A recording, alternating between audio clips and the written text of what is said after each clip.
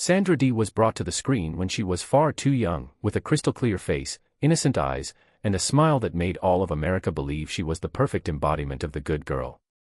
In just a few short years, Sandra became Hollywood's biggest teenage icon of the late 1950s. Her name appeared on movie posters, magazine covers, and in the idealized dreams Americans wanted to believe were real. But behind that polished image, behind the smile that seemed effortless, was a completely different person. A little girl controlled from childhood, stripped of the chance to grow up like an ordinary human being, forced to live inside a mold so constricting it took her breath away. Hollywood didn't simply exploit her talent, it shaped her, distorted her, and slowly chipped away at her sense of self. While audiences adored the innocence she projected on screen, Sandra was struggling privately with fear, eating disorders, identity crises, and long stretches of depression. She did not lack talent.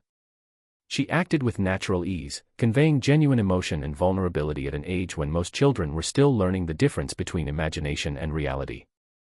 Yet that very vulnerability became a weakness in an industry that never knew when to stop. Fame arrived too early, but the ability to protect herself never did. When the lights faded, what remained was not glory, but emptiness. Sandra Dee's story is not just about a star who bloomed too soon and burned too fast. It is about the cost of perfection, and the story of a girl who lost herself from the very moment the world began to love her. The framework that made Sandra a star was rooted long before Hollywood lights ever touched her.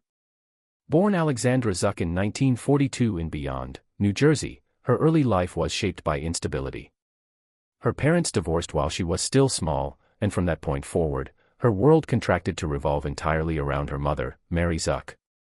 They moved, worked, and lived together, but major and minor decisions were never discussed. They were made, and Sandra followed, as if obedience had become instinct before she even realized she could choose otherwise. Money followed the same logic. Income from modeling, photo shoots, and advertising contracts flowed through her mother's hands. Sandra had no control over it, never learned to manage it, and gradually internalized that her worth was measured by the numbers adults assigned her. Work was not simply work. It became the reason to keep moving, the reason to keep quiet through exhaustion, the reason to accept schedules far beyond what a child should endure. In that environment, compliance was not a personality trait, it was a condition for survival. By the age of 4 or 5, work had replaced play.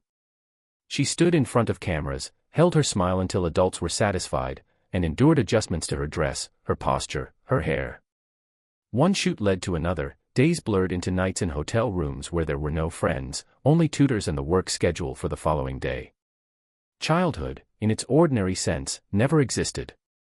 Everything happened quietly, no dramatic theft of innocence, just its steady erosion. The abuse by her stepfather, something Sandra would speak of years later, existed within that silence, a silence maintained so daytime work could continue uninterrupted. Her body, too, became a site of constant scrutiny.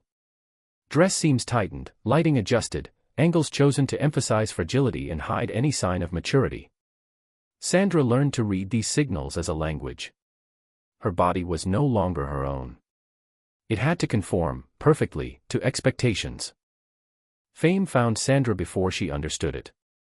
By the early 1950s, New York had already recognized the face of a blonde-haired girl, slender and proper, reliable for the fashion industry's every need.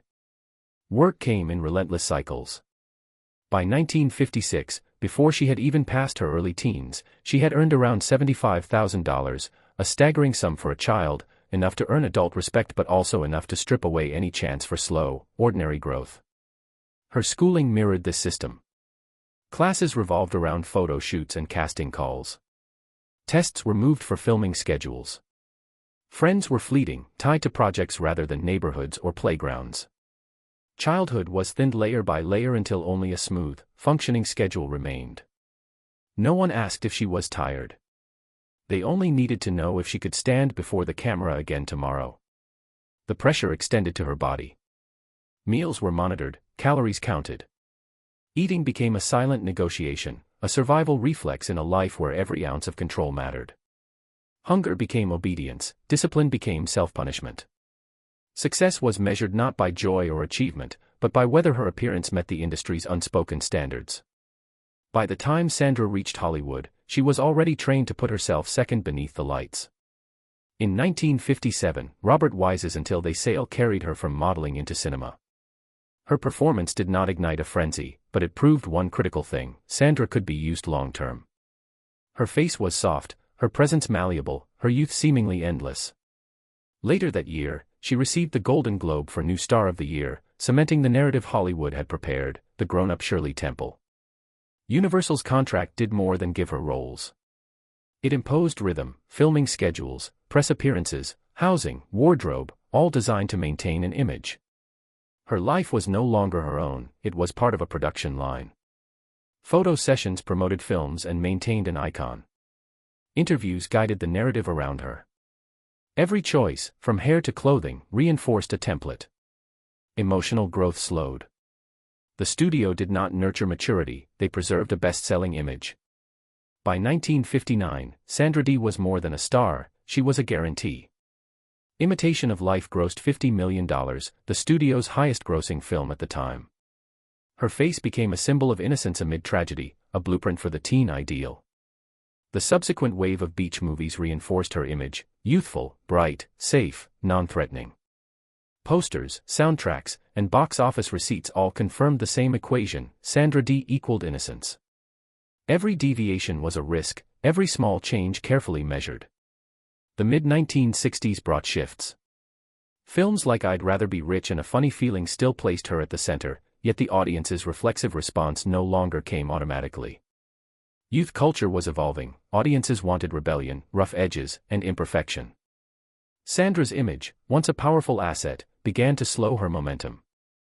Exhaustion crept in, and repeating the same roles made each day feel like a return to the same confined room. Her personal life collided with this rhythm.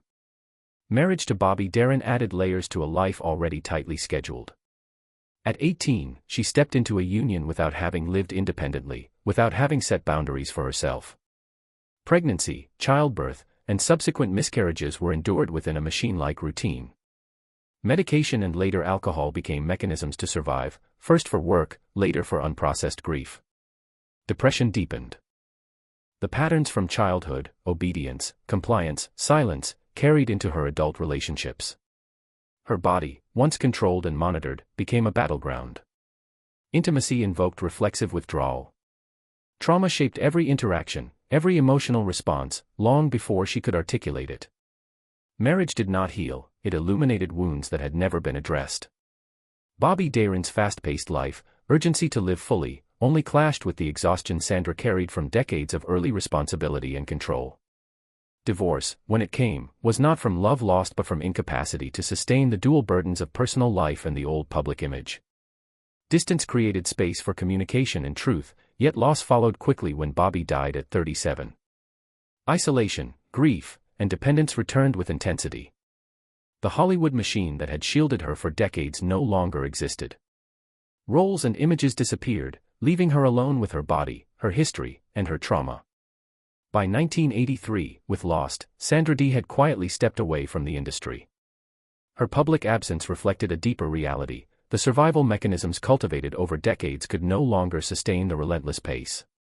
Eating disorders, alcoholism, and emotional exhaustion no longer had a schedule to hide behind.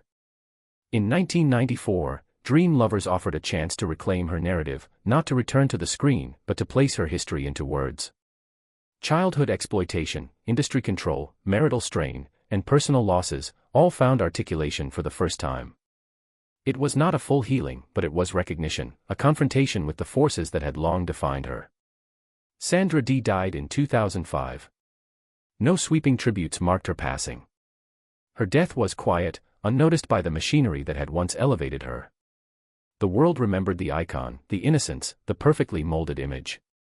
But the real Sandra, shaped, constrained, and diminished by control, had lived a life far more complex than any poster or film could contain.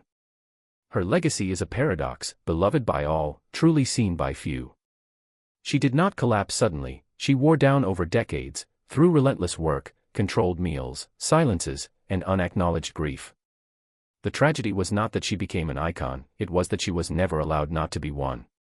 Sandra Dee's story is the story of a child placed on a stage too early, who never fully stepped away from it, and who endured the weight of an image the world demanded she sustain, long after she could bear it.